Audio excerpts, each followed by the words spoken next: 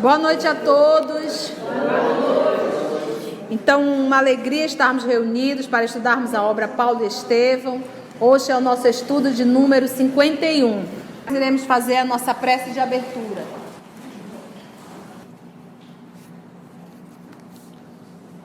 Amado Mestre Jesus, é com muita alegria, Senhor, que nos reunimos em Tua casa.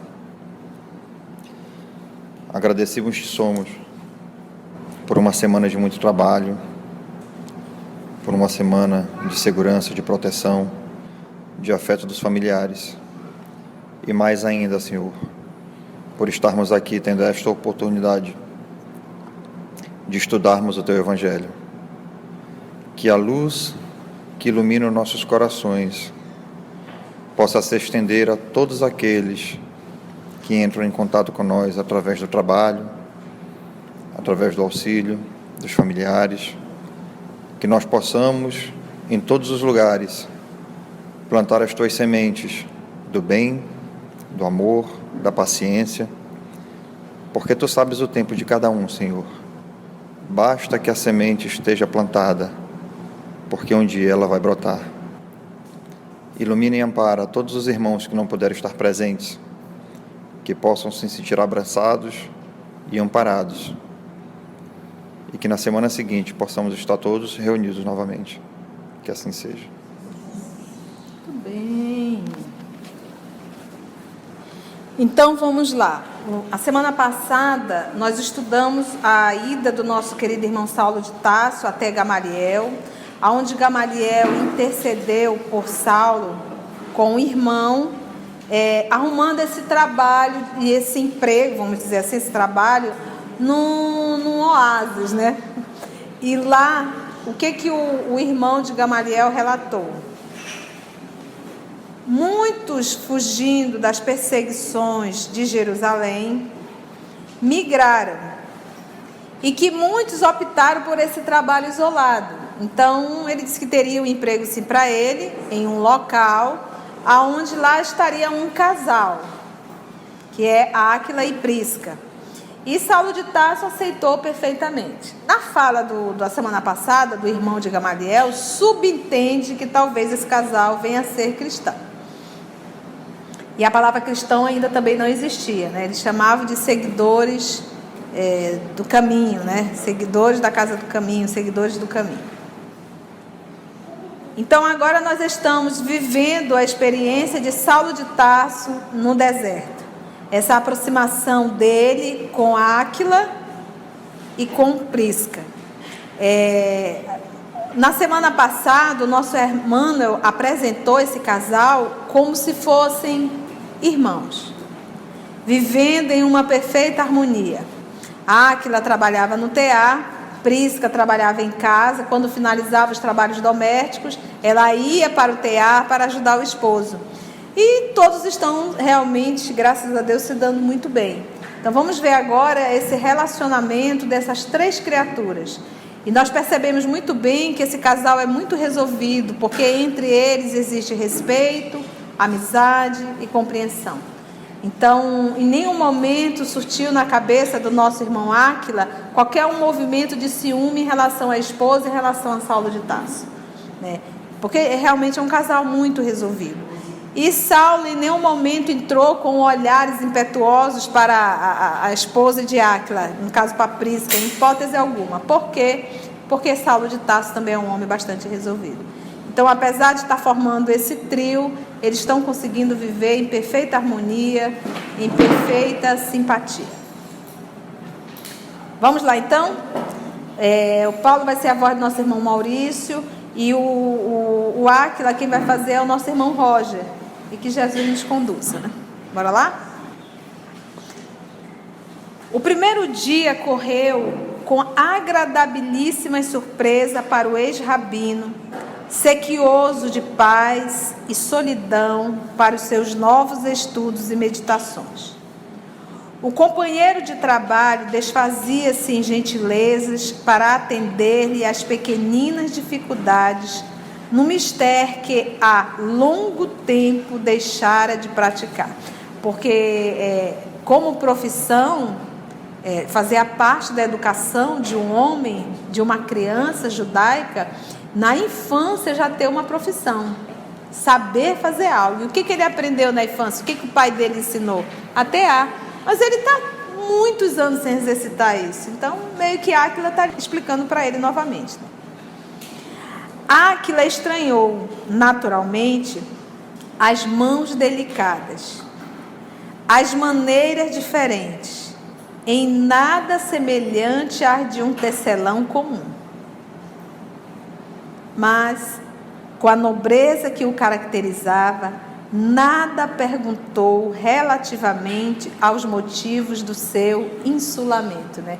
Você vê aqui essa nobreza do nosso irmão Áquila de ser uma pessoa discreta.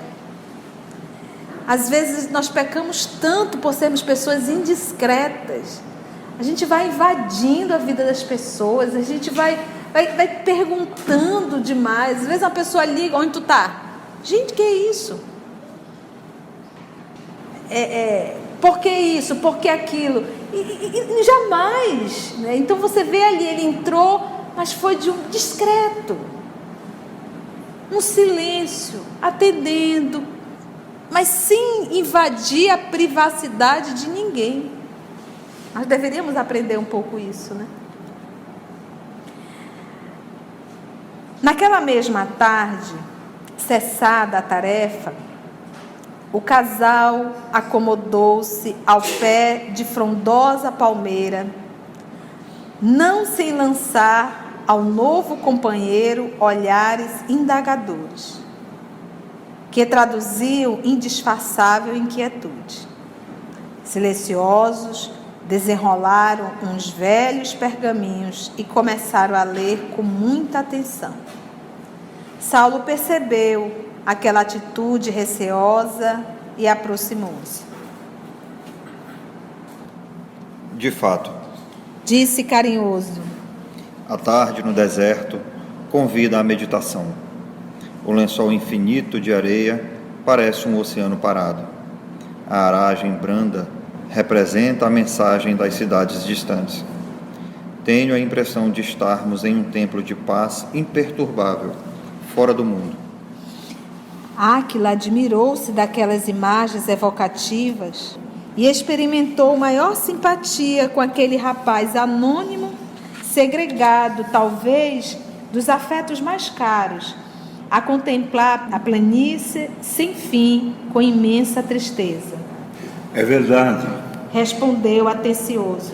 Sempre acreditei que a natureza conservou o deserto como altar de silêncio divino para que os filhos de Deus tenham na terra um local de perfeito repouso. Aproveitemos, pois, nosso estágio na solidão para pensar no Pai justo e santo, considerando sua magnanimidade e grandeza. A esse tempo, Prisca, a esposa, debruçava-se sobre a primeira parte do rolo de pergaminhos, absorvida na leitura. Lendo casualmente, de longe, o nome de Jesus, Saulo aproximou-se ainda mais e, sem conseguir ocultar seu grande interesse, perguntou: Áquila, tenho tanto amor ao profeta Nazareno que me permite indagar se tua leitura sobre a grandeza do Pai Celestial é feita pelos ensinamentos do Evangelho. Olha que lindo.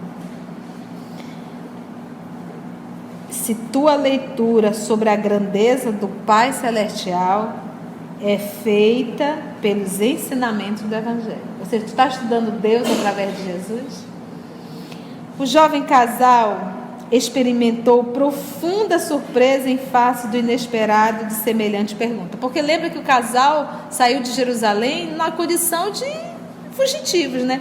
Saíram fugindo realmente por conta das perseguições que Paulo iniciou. Só que ele não sabe que eles estão de frente para o maior perseguidor do cristianismo, né? Então eles estão numa condição, vivendo isolados, eles fugiram ao testemunho, eles fugiram com medo.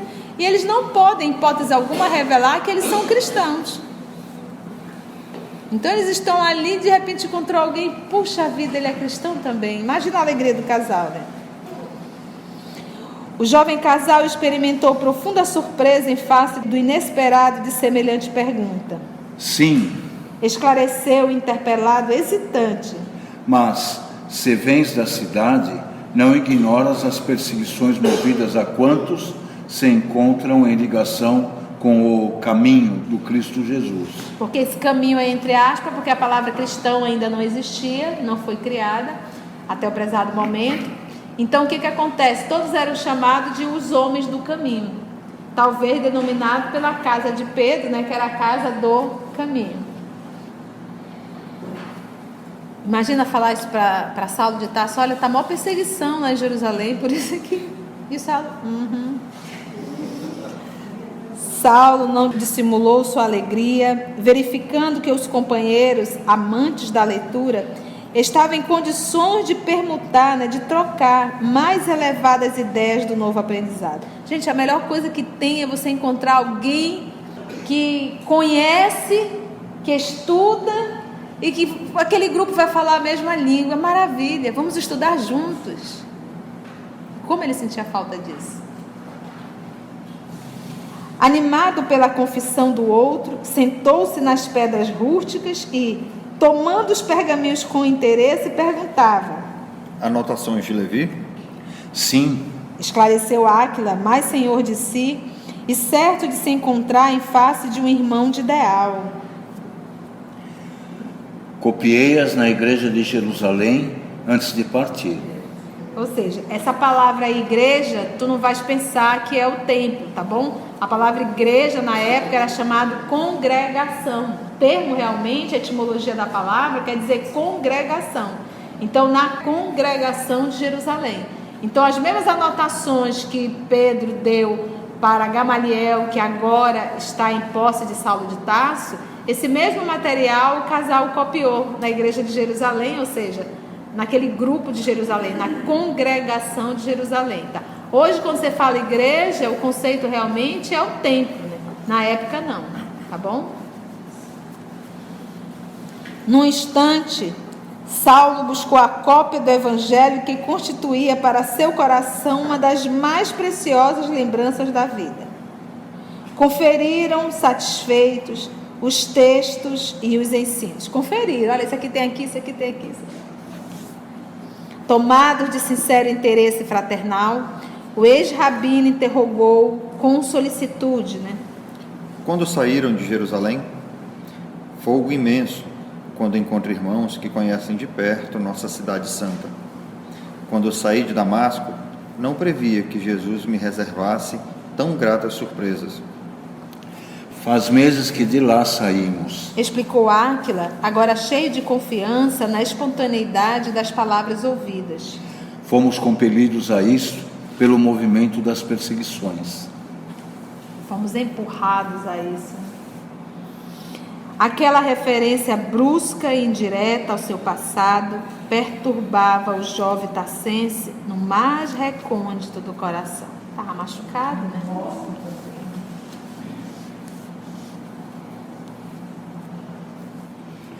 Chegasse a conhecer Saulo de Tarso?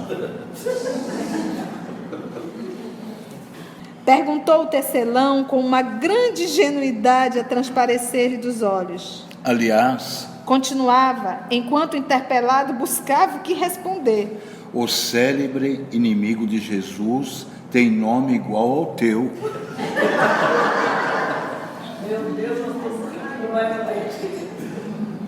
Imagina você vendo uma cena dessa, é para acabar, né? Se tem uma mulher fofoqueira próxima, eu te conto, é o próprio. Bora lá e vamos ver o que ele vai responder. O ex-rabino considerou que seria melhor seguir à risca o conselho de Gamaliel. Era preferível ocultar-se. experimentar a reprovação justa do seu passado condenável. Porque se ele dissesse, eu sou Paulo, todo mundo já... Nossa, como ele é legal. Não. Então, ele, uma vez ficando em silêncio, ele vai poder ouvir todas as reprovações. Era preferível ocultar-se, experimentar a reprovação justa do seu passado condenável, humilhar-se ante o juízo dos outros, por mais implacáveis que fossem, até que os irmãos do caminho lhe comprovassem plenamente a fidelidade do testemunho. Conheci-o, replicou vagamente. Pois bem, prosseguia Áquila, iniciando a narração das suas mudanças. é bem possível que, pela tua passagem em Damasco e Palmira, não tivesses conhecimento perfeito dos martírios que o famoso doutor da lei nos impôs, muitas vezes, arbitrariamente. Talvez o próprio Saulo, segundo creio, não pudesse saber as atrocidades cometidas pelos homens inescrupulosos que tinham as suas ordens, porque as perseguições foram de tal natureza que, como irmão do caminho, não posso admitir que um rabino educado pudesse assumir a responsabilidade pessoal de tantos feitos iníquos. Injusto, né? E Saulo ali só ouvindo, né? Enquanto o ex-doutor procurava em vão uma resposta adequada, Prisca entrava na conversa exclamando com simplicidade: é claro que o rabino de Tarso não podia conhecer todos os crimes cometidos em seu nome.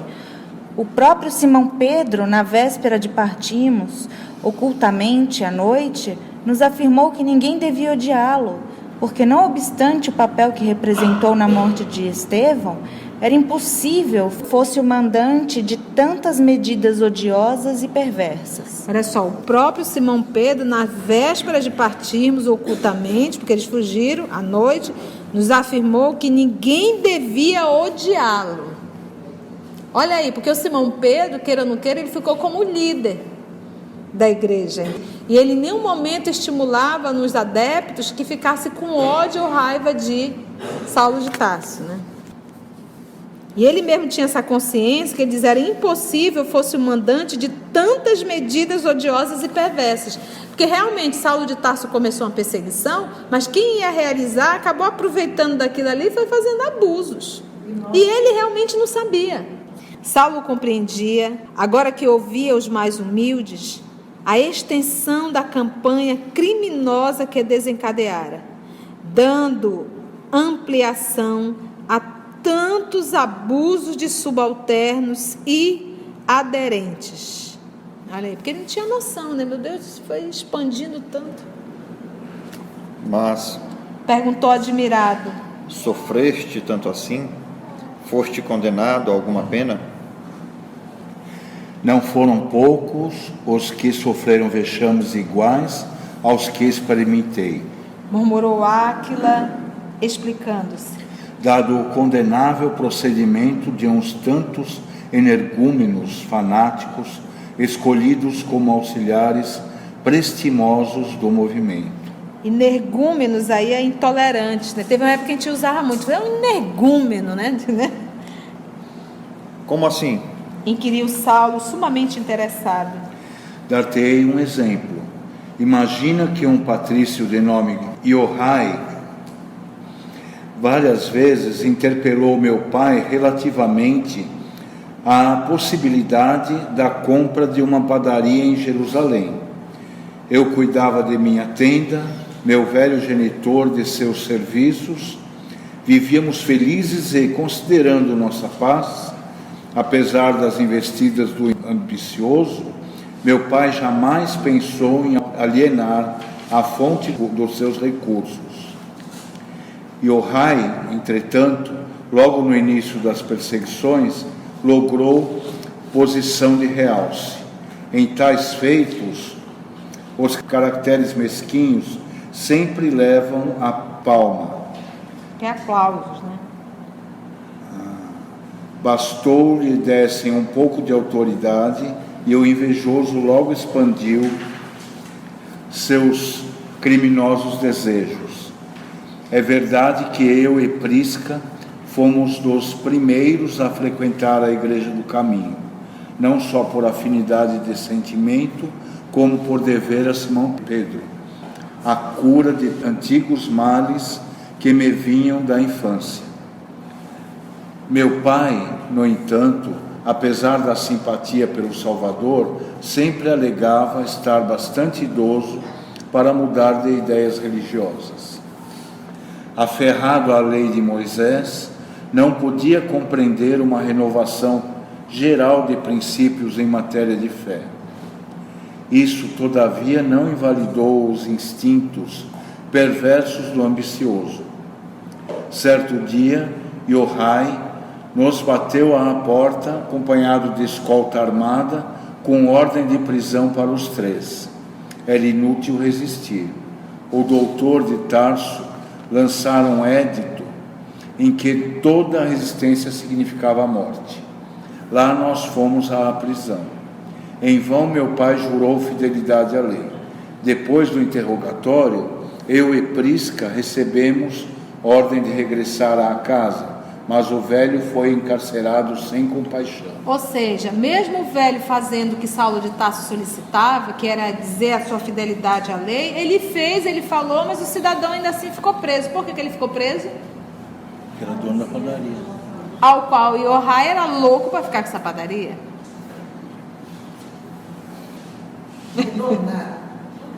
Aí. Os bens modestos foram-lhe imediatamente confiscados. Depois de muitas providências de nossa parte, conseguimos voltar-se ele à nossa companhia, e o valoroso velhinho, cujo único arrimo era a minha dedicação filial, na sua senectude e viuvez... Senectude aí, gente, é velhice, tá? E viuvez expirou em nossos braços no dia imediato ao livramento por nós ansiosamente esperado. Já pensou? E o Áquila conseguir contar isso sem ódio de Saulo de Tarso? O pai dele estava bem, imagina a tortura que esse senhor deve ter sofrido. Quando nos reveio, parecia um fantasma. Guardas caridosos trouxeram-no quase agonizante. Ainda lhe pude ver os ossos quebrados, as feridas abertas, a epiderme lanhada de açoites. Em palavras titubeantes, descreveu as cenas lamentáveis do cárcere. O próprio Yohai, rodeado de sequazes, foi o autor dos últimos suplícios. Não podendo resistir aos sofrimentos, entregou a alma a Deus. Áquila estava profundamente comovido. Furtiva lágrima viera associar-se às penosas recordações. E a autoridade do movimento? Perguntou Saulo, emocionado ao extremo. Estaria alheia a esse crime? Creio que sim. A crueldade foi demasiada para que se lhe atribuísse tão só a punição por motivos religiosos. Mas não te valeste de alguma petição de justiça? Quem se atreveria a fazê-lo? Perguntou o empregado de Ezequias com admiração. Tenho amigos que chegaram a recorrer, mas pagaram com castigos mais violentos o desejo de justiça. O ex-rabino compreendeu a justeza dos conceitos. Somente agora tinha bastante largueza de vistas espirituais para avaliar a velha cegueira que lhe negrejara a alma. Áquila tinha razão. Muitas vezes fora surdo às rogativas mais comovedoras.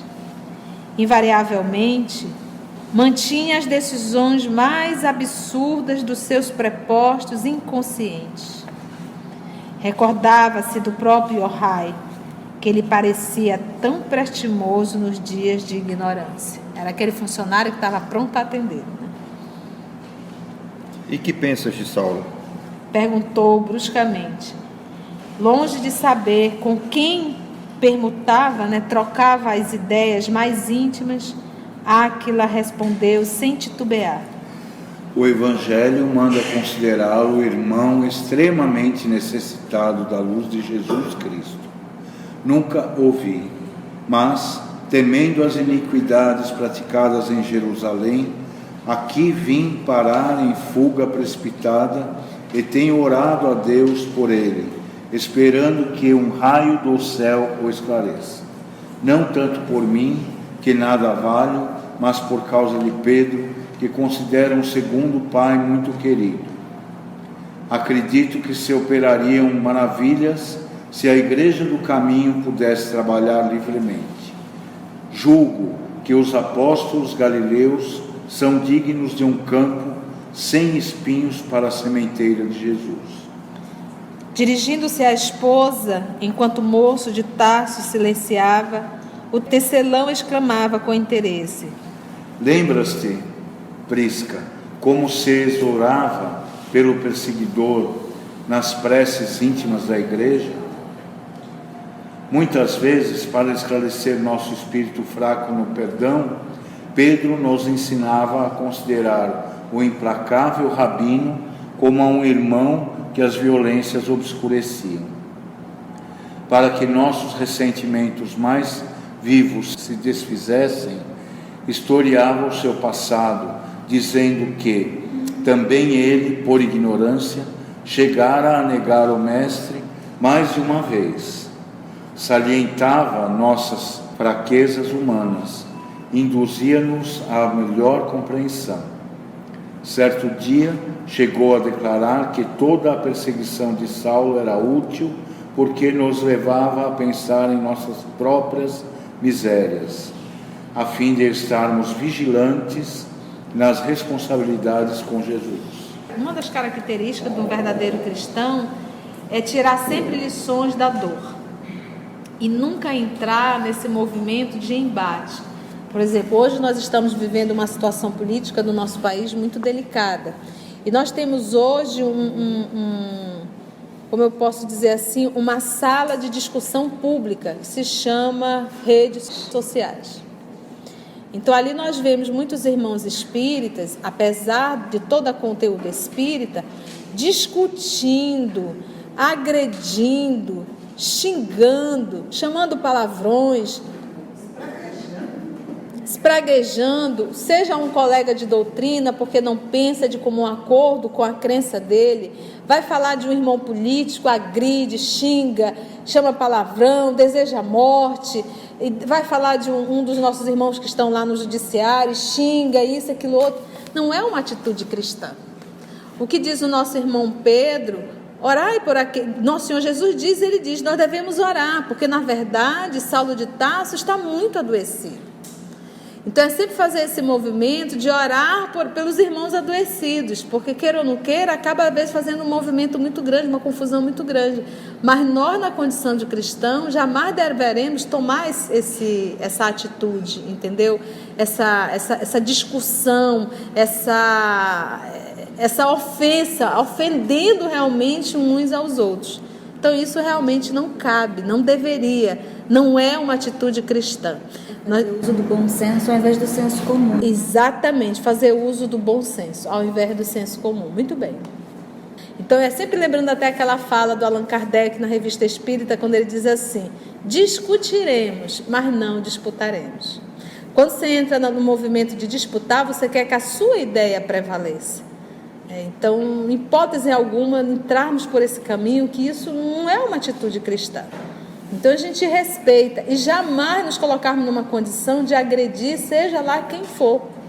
Seja lá quem for, vamos respeitar. Se o Brasil todo se unisse verdadeiramente, vibrando no bem, fazendo o bem no nosso dia a dia, tudo isso estaria resolvido. O ex-discípulo de Gamaliel tinha os olhos úmidos. Sem dúvida. O famoso pescador de Cafarnaum é um dos grandes irmãos dos infelizes, murmurou convictamente.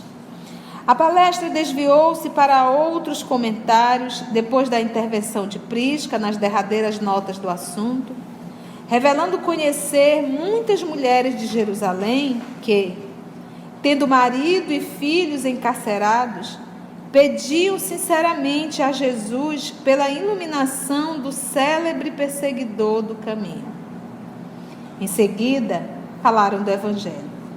O manto de estrelas cobriu suas grandiosas esperanças, enquanto Saulo bebia a longos haustos a água pura da amizade sincera naquele novo mundo tão reduzido. Você imagina que era tanta gente orando para Saulo de Tarso, que Jesus deve ter dito: chega, eu vou lá pessoalmente resolver isso.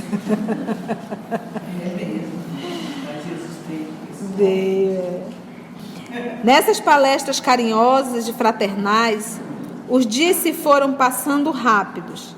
De quando em quando, chegavam de Palmira reforços de abastecimento e outros recursos.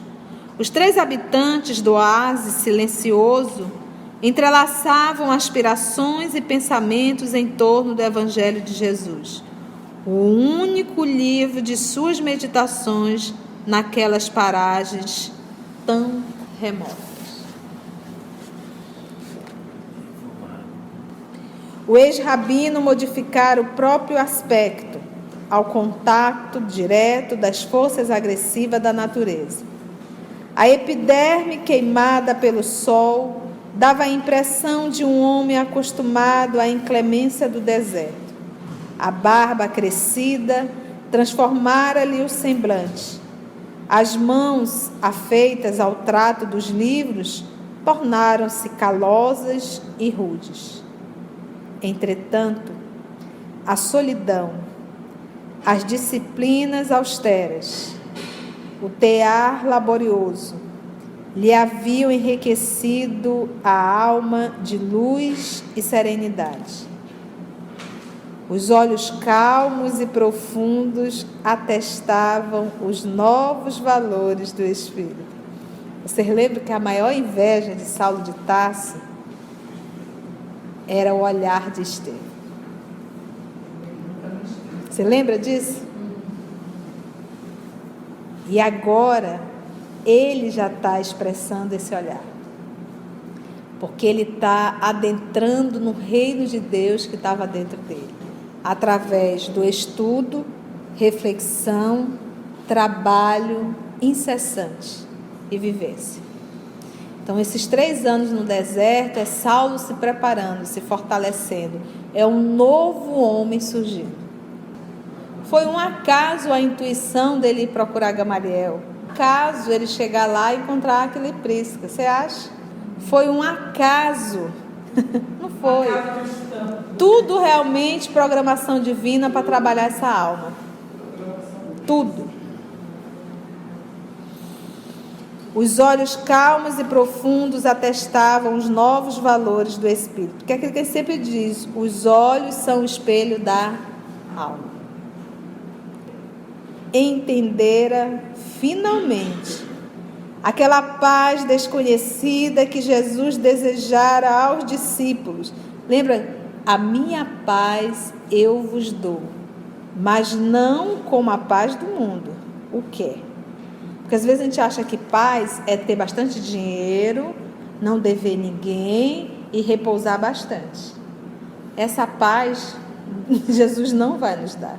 A paz do Cristo é o trabalho árduo, o trabalho íntimo, o sacrifício e a renovação.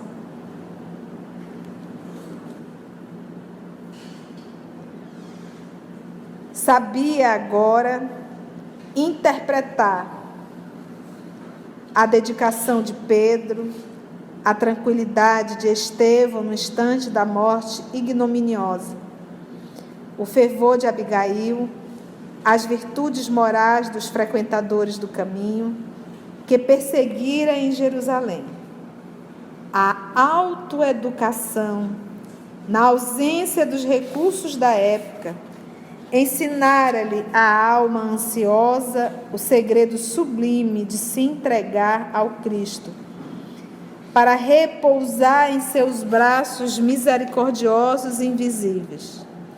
Desde que se consagrara ao Mestre de alma e coração, os remorsos, as dores, as dificuldades como que se afastaram do seu espírito. Lembra?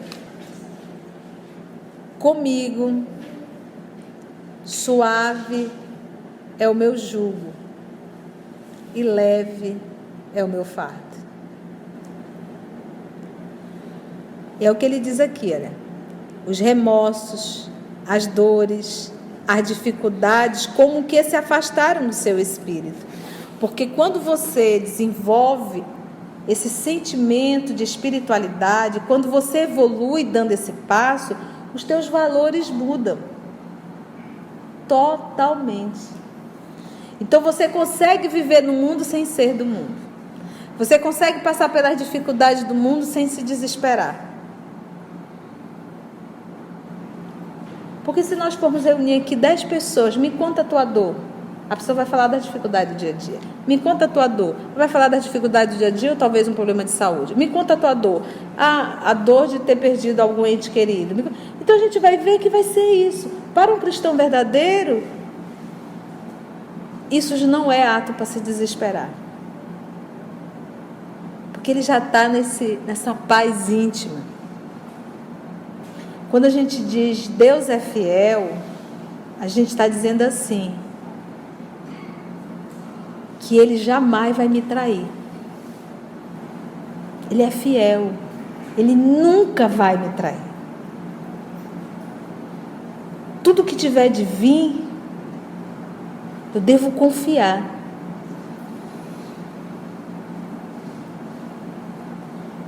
Entendemos isso? Vamos só finalizar isso aqui. Recebia todo o trabalho como um bem. Aqui já começa a dica. Toda a necessidade como elemento de ensino. Sem esforço, afeiçoou-se a Áquila e sua mulher. Porque às vezes para a gente gostar de alguém, a gente tem que fazer um esforço, né? A pessoazinha é difícil. Já não foi o caso do casal. Como se houvessem nascido juntos. Certa vez, o companheiro adoeceu e esteve à morte, prostrado por violenta febre. A situação dolorosa, a multiplicação das tempestades de areia, abateram igualmente o ânimo de Prisca, que se recolheu ao leito com poucas esperanças de vida. Pronto, adoeceu o casal. Saulo, porém, mostrou-se de uma coragem e desvelo incrível. Tomado de sincera confiança em Deus, esperou a restauração da calma e da alegria. Jubiloso, viu o regresso de Áquila ao tear e a volta da companheira aos labores domésticos, cheios de novas expressões de paz e confiança.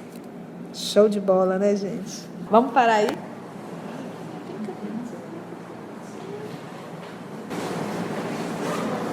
Muito bom. Perguntas, comentários? Tudo ok? Então vamos orar, meus irmãos? Vamos agradecer a Jesus por mais esse banquete, né?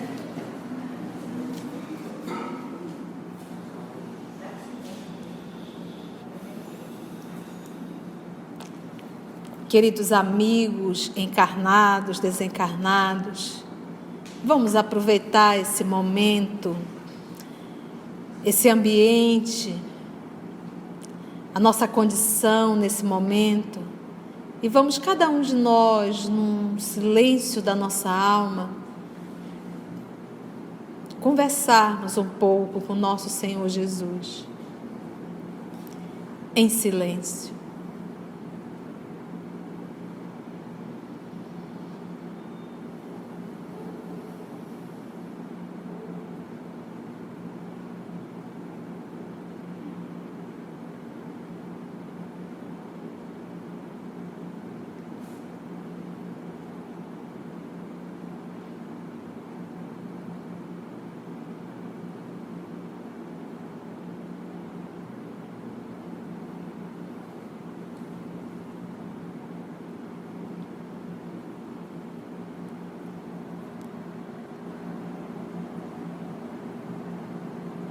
amor de nossa vida.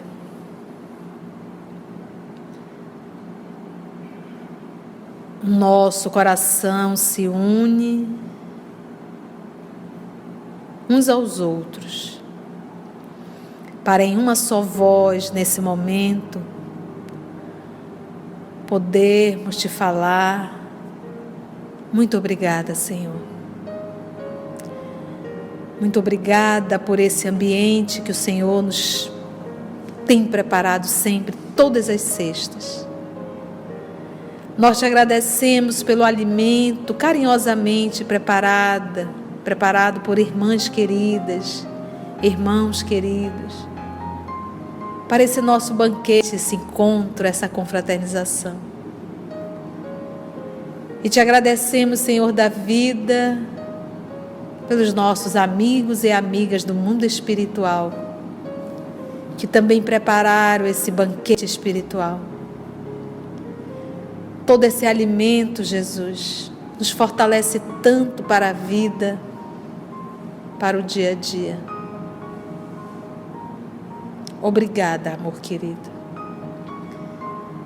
por essa incessante movimento de convite a participarmos da festa nupcial.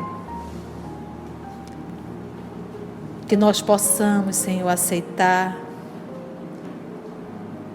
e nos revestir da verdadeira túnica nupcial. Obrigada, nosso Senhor Jesus, e obrigada a todos vocês, amigos espirituais. Abençoa, Senhor, abençoa o nosso país,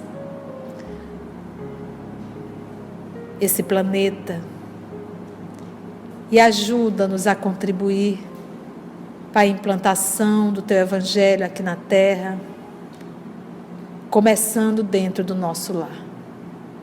Muito obrigada, Senhor.